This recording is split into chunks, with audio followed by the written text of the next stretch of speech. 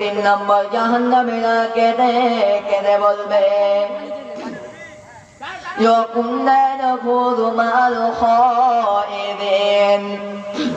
আমরা বিনা কারণে অনর্থক থকবক করে বেড়াতাম, মানুষের নিন্দা করতাম, পরনিন্দা প্রচর্চা করে বেড়াতাম, মানুষের নিন্দা করে বেড়াতাম। এর কারণে আমাদেরকে জাহান্নাম দিল। তাহলে যারা পরনিন্দা পরচর্চা করবে এদেরকে আমার আল্লাহ তাবারক ওয়া তাআলা জাহান্নামে দিবে।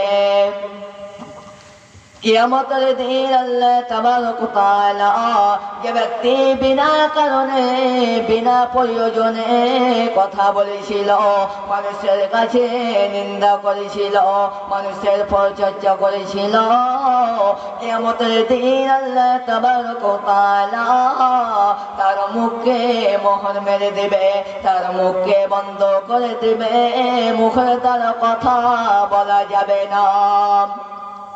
আল্লাহ তাবারক ওয়া তাআলা সূরা মাজার ভিতরে বলছেন ওয়াইল কুল্লি হুমাযাতিল লুমাযা, যারা সামনে নিন্দা করে পিছনে পিছনে গীবত করে বেড়ায় এদের ধ্বংস, এরা কোনোদিন জান্নাতে যাবে না।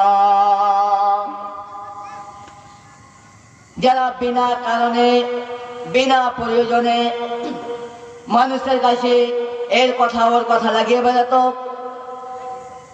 মানুষের কাছে পরচর্চা করত, পরনিন্দা করত, তো জাহান্নামীরা বলল যে আমরা এরই কারণে আমরা জাহান্নাম গেলাম। তিন নম্বর জাহান্নামীরা বলবে ওয়া কুননা নাখুযু মা'আল খায়িজিন, আমরা বিনা কারণে বিনা প্রয়োজনে পরনিন্দা করতাম, এরই কারণে আল্লাহ তাবারক ওয়া তাআলা আমাদেরকে জাহান্নাম